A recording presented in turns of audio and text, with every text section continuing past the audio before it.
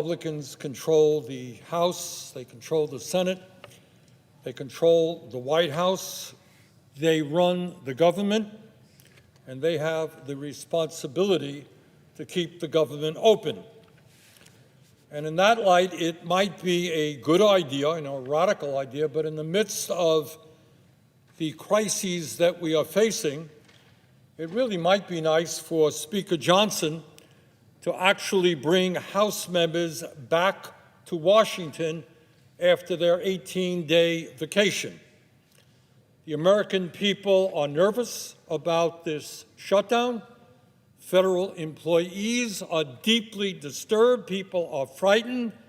Republicans in the House should return to work. Madam President, as we all know, Senate rules require a 60-vote majority in order to pass a budget, 60 votes. And that means that passing a budget requires bipartisan support. That is why decades ago the rules were established. It is very rare that one party has more than 60 votes. So if you need 60 votes, it means that you have to compromise, you have to negotiate. When Democrats were in power, they had to work with Republicans to get to 60 votes. When Republicans in the past were in power, they had to work with Democrats to get the 60 votes. That's the way it worked. But not now. This time around, the Republicans have refused to negotiate. Basically, what they are saying is it is their way or the highway. Take it or leave it. So, Madam President, within that context of Republicans refusing to negotiate, what is this shutdown about? What are the major issues that separate the parties? Well, it is not complicated. Madam President, as everybody in America knows, our healthcare system today is broken, it is dysfunctional, it is cruel. We are the wealthiest country in the history of the world, but we are the only major country not to guarantee health care to all people as a human right. And in fact, our health care outcomes are worse in most cases than other major countries. It is a broken system. Today, in the richest country on earth, 85 million Americans are uninsured or underinsured. And that results in some 60,000 Americans dying every single year unnecessarily because they can't afford to go to a doctor. We pay the highest prices in the world for health care. It is unbelievable and unsustainable. We are now spending over $14,000 for every man, woman, and child. When you throw in Medicare, Medicaid, employer-covered health care, individual costs, over $14,000. That is insane, almost twice as much as other countries around the world. We pay by far the highest prices in the world for prescription drugs. 1 out of 4 Americans can't afford to go and fill the prescription their doctors write. In America today, in our great country, we don't have enough doctors. People all over America, in Vermont, all over America, have to wait months to get in to see a specialist. We don't have enough nurses, massive nursing shortage. We don't have enough dentists. We don't have enough mental health counselors. And our life expectancy, how long we live, is substantially lower than other major countries, despite the fact that we spend so much more. Now, given that reality, given that our healthcare system is broken, one might think that the issue we are debating today is how do we improve it? How do we make sure that in America we appreciate health care as a human right, which it is? How do we guarantee health care to every man, woman, and child in a cost-effective way? In my view, that is moving toward a Medicare for all single-payer system. Other people got ideas, bring them forward. Health care is a human right. But that is not the debate we are having now.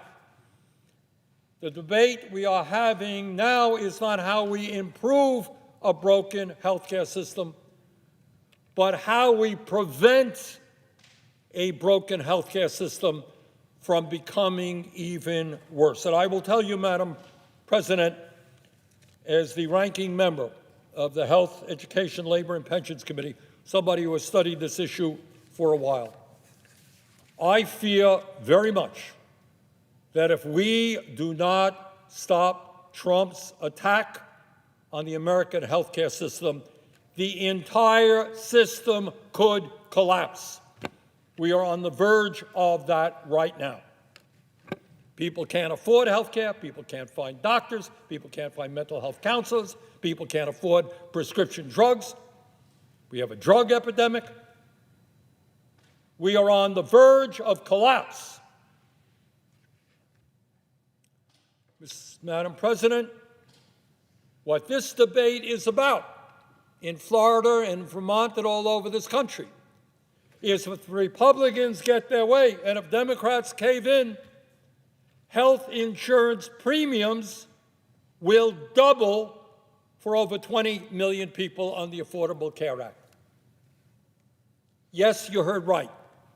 20 million people will see a doubling of their health care premiums. You can't afford health care now? Of course you can. It's outrageously high. That's not Bernie Sanders talking. That is the Kaiser Family Foundation study. That is one of the most conservative members, Republican members of the House, Marjorie Taylor Greene, making that point. A doubling of health insurance premiums. Does any member of the United States Senate want to go home to their district and explain why you're going to double premiums? But it's not just raising the outrageous cost of health care in America even higher. As a result of Trump's big, beautiful bill, 15 million Americans are going to be thrown off of the health care they have because Trump and the Republicans made the largest cuts to Medicaid and the Affordable Care Act in American history. And let us be very clear. These cuts not only impact 15 million Americans, that would be a tragedy unto itself. They will devastate nursing homes. Right now, the situation of nursing homes in Vermont, and I expect many other states in this country, is a disaster. They are understaffed. Nursing homes in an aging society are shutting down. Where will people who are old and can't take care of themselves, who are disabled, what happens to them if the nursing home industry collapses in America? Community health centers, something that I've worked on for many years to increase funding. Over 32 million people access community health centers. They provide primary health care, dental care, mental health counseling, lower-cost prescription drugs. They will suffer enormously, cut back on services, perhaps shut down because of that legislation if we do not deal with that. Rural hospitals, Republicans say, oh, we put $50 billion into rural hospitals. Yeah, but you cut $150 billion. And all over this country, rural hospitals are teetering on the edge. Many of them have already closed down over the years.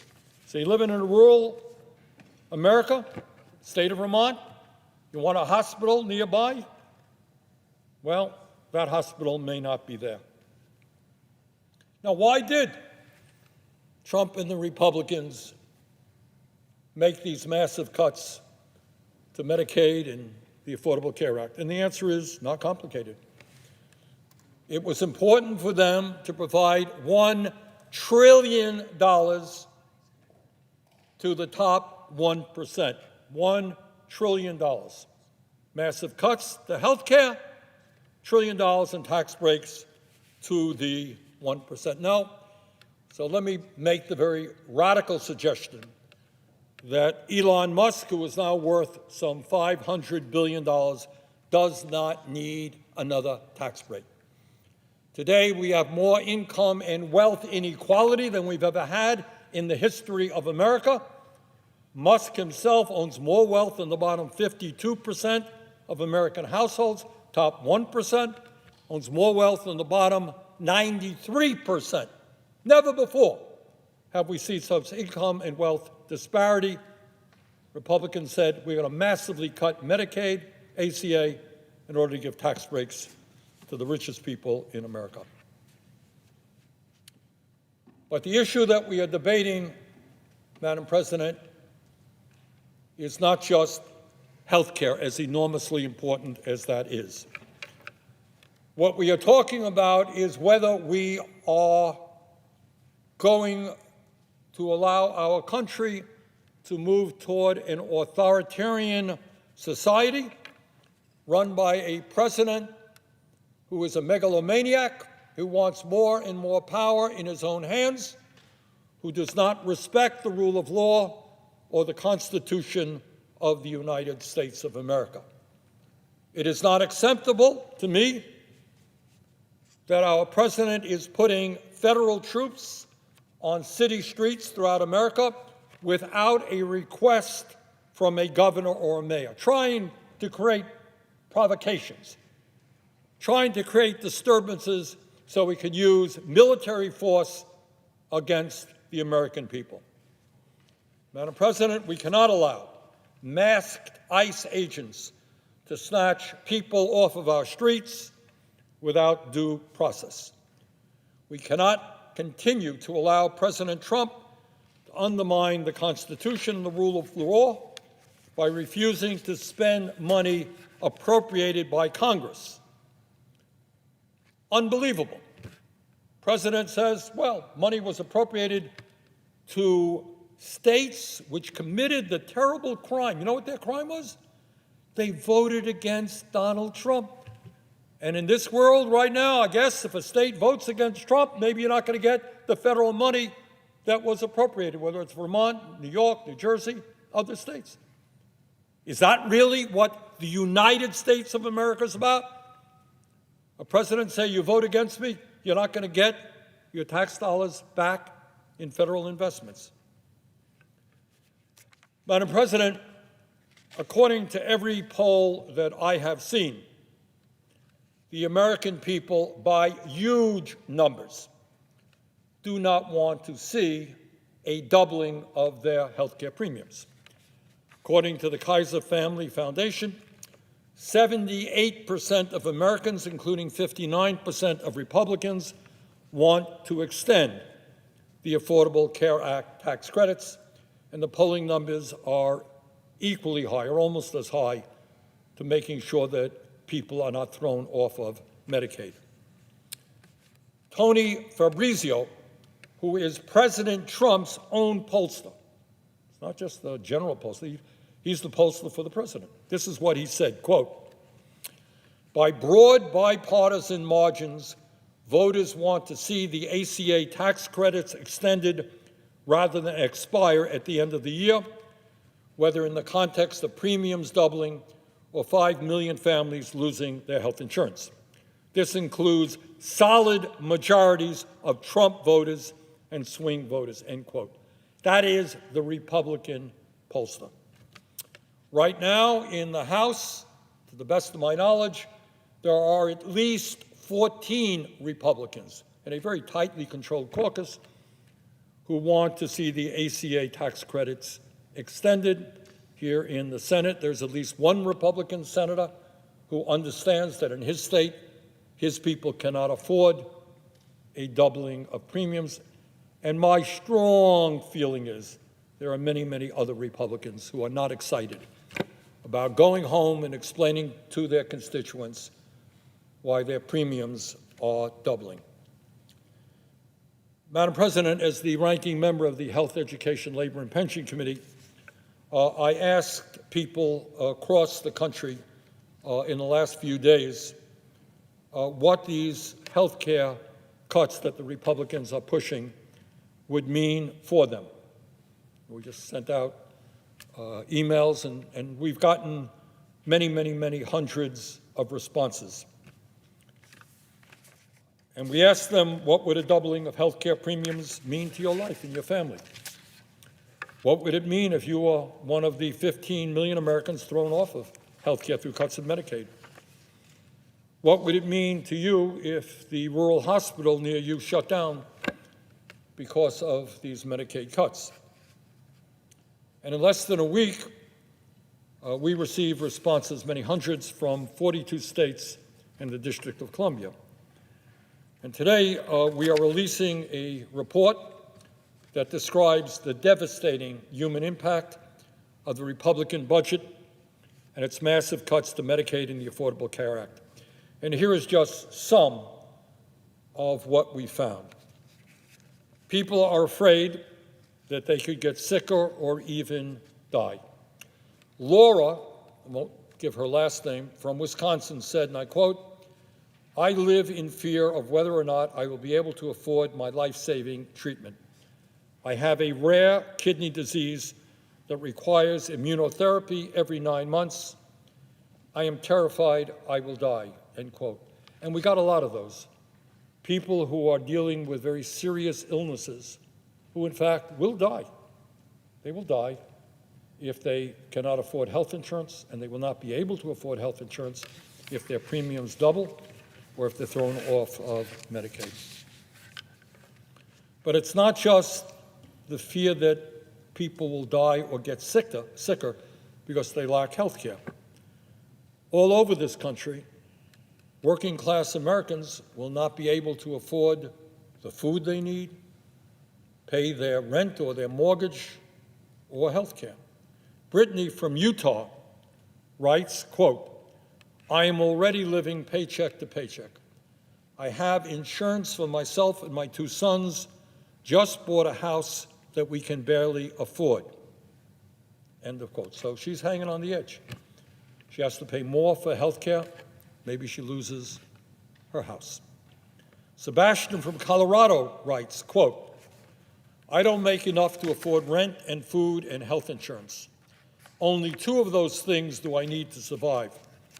These cuts make it even more impossible to turn things around and get a handle on health issues," end of quote. In other words, 60% of our people are living paycheck to paycheck.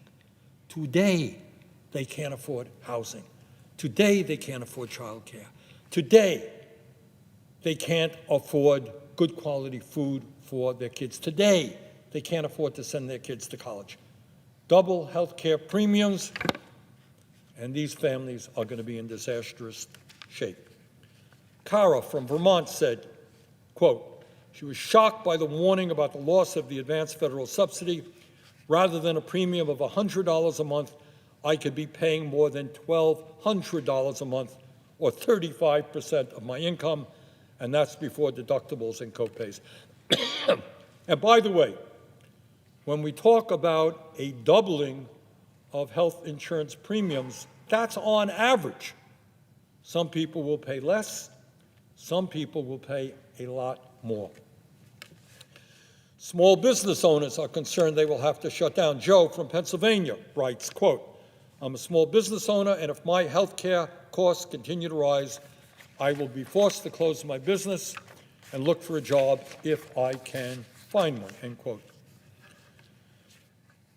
Patricia from rural California writes, quote, "If our local clinics and hospitals close, as they are likely to do, with federal funding disappearing, along with health insurance becoming unaffordable, people will die," end quote. She's right.